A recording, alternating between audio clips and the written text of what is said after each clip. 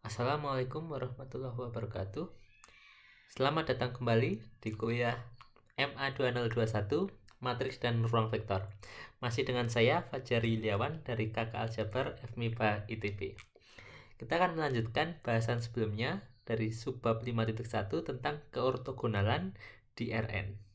Pada bagian kedua ini kita akan membahas mengenai matriks ortogonal. Kita mulai dari observasi sederhana berikut ini.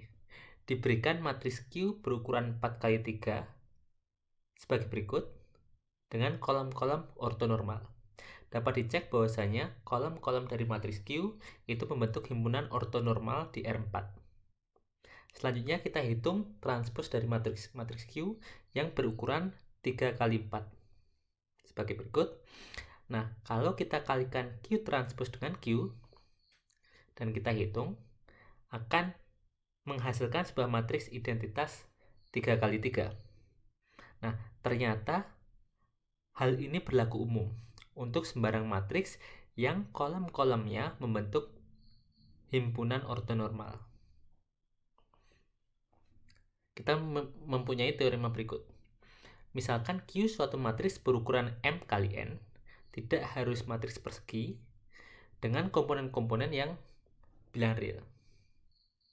Kolom-kolom dari matriks Q ini akan membentuk suatu himpunan ortonormal jika dan hanya jika Q transpos Q itu adalah matriks identitas N kali N. Buktinya sangat sederhana sebenarnya dan mirip dengan observasi sebelumnya. Jadi tuliskan matriks Q sebagai matriks blok Q1, Q2 sampai Qn, di mana Q1 sampai Qn tadi adalah kolom-kolom dari matriks Q. Kemudian kita hitung Q transpos yang akan menghasilkan matriks dengan baris-baris Q1, Q2 sampai Qn. Kalau kita hitung Q transpos Q, dia akan menghasilkan sebuah matriks persegi N kali N, di mana komponen pada baris ke I kolom ke J adalah QI dot QJ. Hasil kali titik antara vektor QI dengan vektor QJ. Nah, matriks Q transpos Q ini akan menjadi matriks identitas jika dan hanya jika komponen baris ke I kolom ke J itu sama dengan 0 untuk I yang tidak sama dengan J, dan QI.QI yaitu komponen pada diagonal utama itu selalu sama dengan 1. Dengan demikian, kita peroleh bahwasanya Q transpos Q sama dengan identitas jika dan hanya jika kolom-kolom dari Q membentuk himpunan ortonormal. Ini karena QI.QJ sama dengan 0 itu berarti QI ortogonal dengan QJ. Kemudian QI.QI sama dengan 1 itu artinya vektor QI memiliki panjang 1. Jadi kita peroleh teorema tersebut. Berikutnya kita definisikan matriks ortogonal. Sebuah matriks persegi Q kita katakan sebagai matriks ortogonal jika kolom-kolom dari matriks Q membentuk sebuah himpunan ortonormal. Sebagai contoh, di sini diberikan matriks 4x4 di mana kolom-kolomnya membentuk sebuah himpunan ortonormal. Hal tersebut dapat dicek seperti telah kita bahas di bahasan sebelumnya. Sebagai catatan, definisi matriks ortogonal tersebut tidak salah tulis. Jadi, matriks ortogonal itu bukan matriks yang kolom-kolomnya membentuk himpunan ortogonal, melainkan kolom-kolomnya membentuk himpunan ortonormal. Yang kedua, matriks yang bukan matriks persegi, yang kolom-kolomnya matriks membentuk himpunan ortonormal, itu juga tidak disebut matriks ortogonal. Sebagai contoh, matriks yang muncul di awal tadi berukuran 4x3, walaupun kolom-kolomnya adalah himpunan ortonormal, itu tidak disebut sebagai matriks ortogonal. Jadi ada dua syarat penting.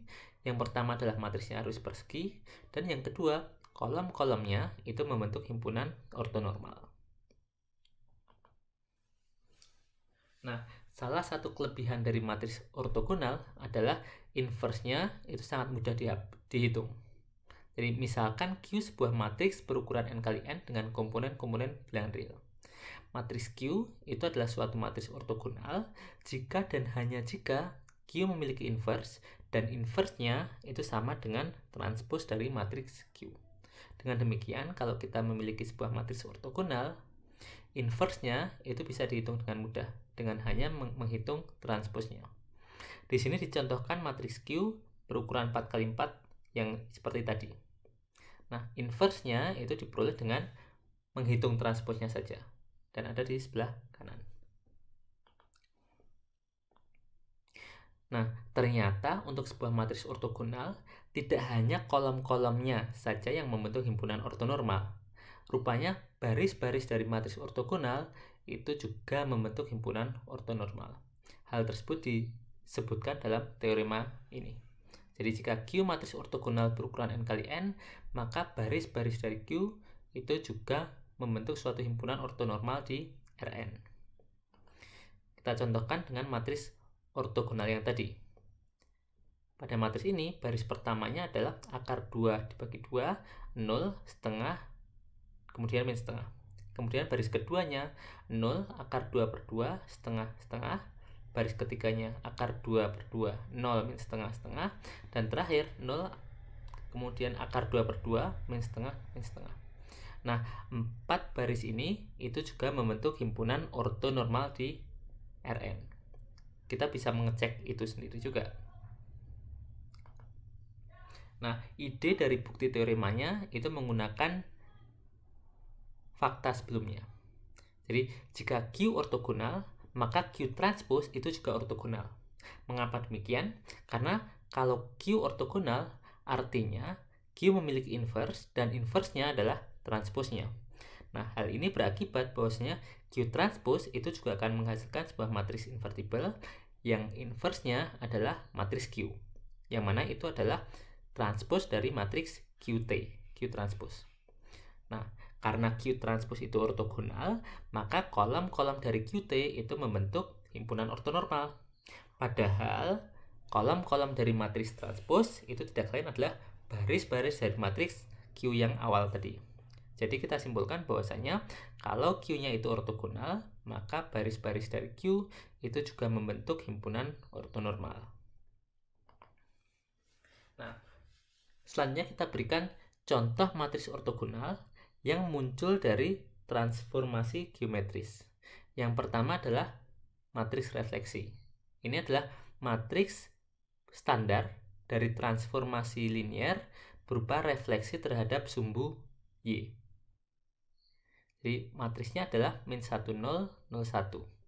Kalau kita aplikasikan ke vektor x, y, nah matriks ini akan mentransformasikan vektor x, y ke vektor min x, y.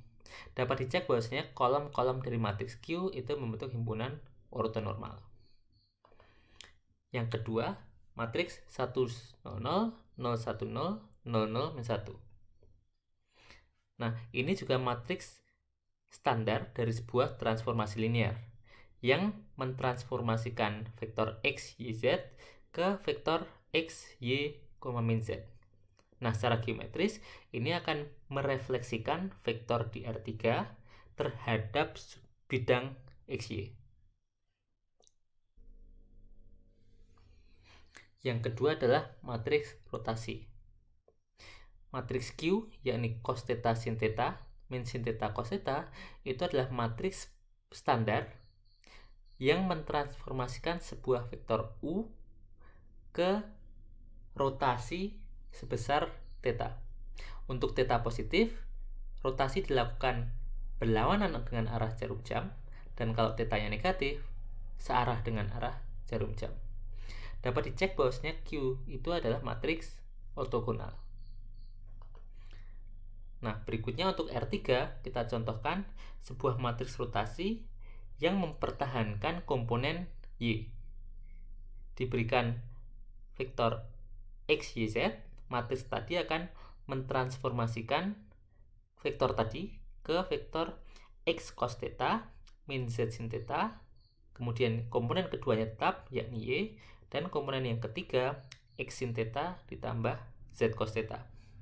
Secara geometris, secara visual dapat dilihat di gambar ini.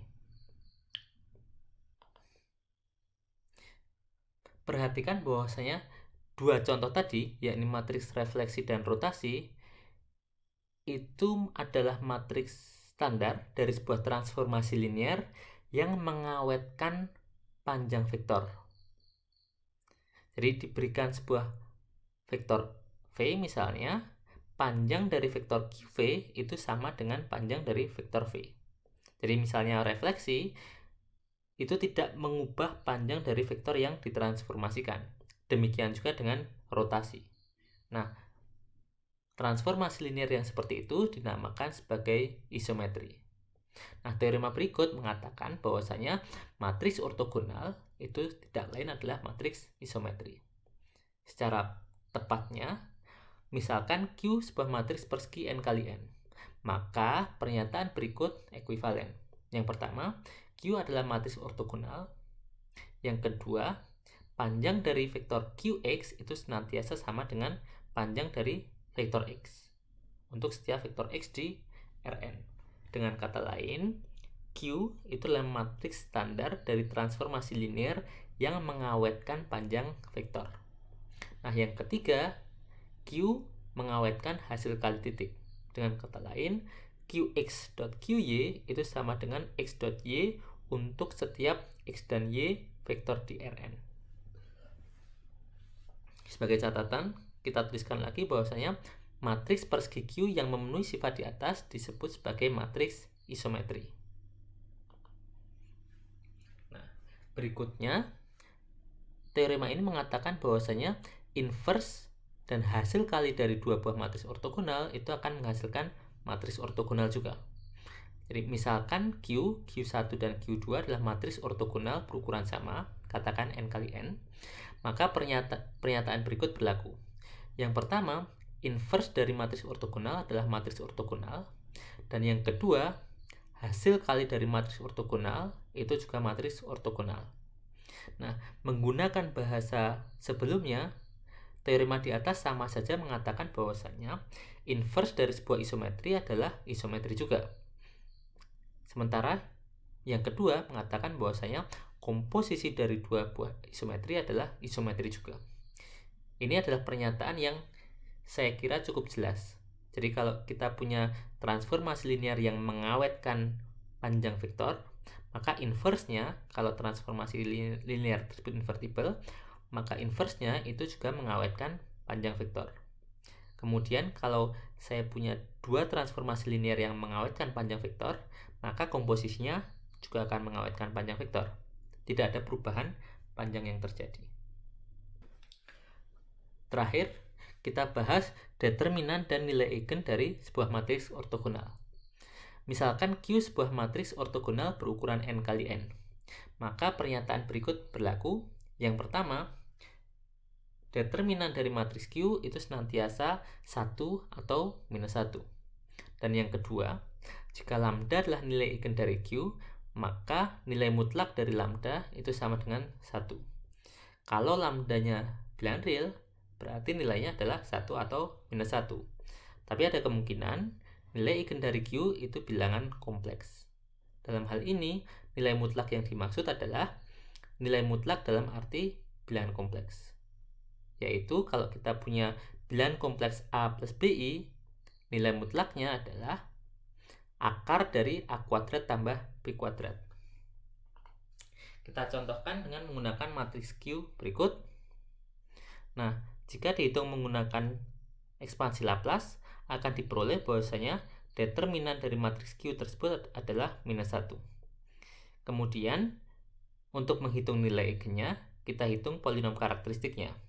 Ternyata polinom karakteristiknya dapat difaktorkan menjadi lambda min 1 kali lambda plus 1 dikalikan sebuah polinom kuadrat dalam lambda, yakni lambda kuadrat kurangi 2 kali 5 per 5 lambda tambah 1. Nah, dengan demikian, nilai eigen dari matriks Q adalah yang pertama adalah 1, kedua minus 1, dan yang ketiga dan keempat adalah akar dari persamaan kuadrat tadi.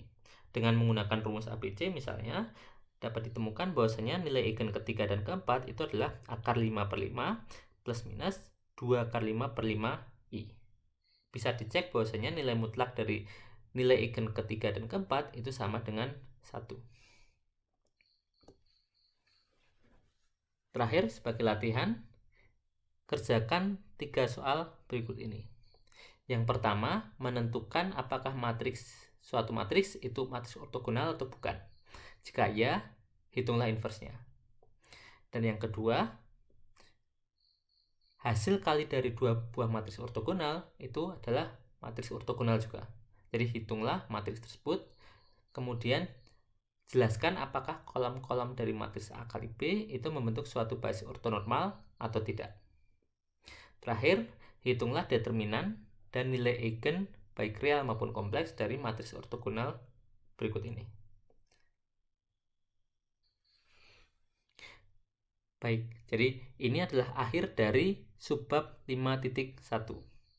Selamat belajar, dan kita lanjutkan di video berikutnya dengan subbab 5.2.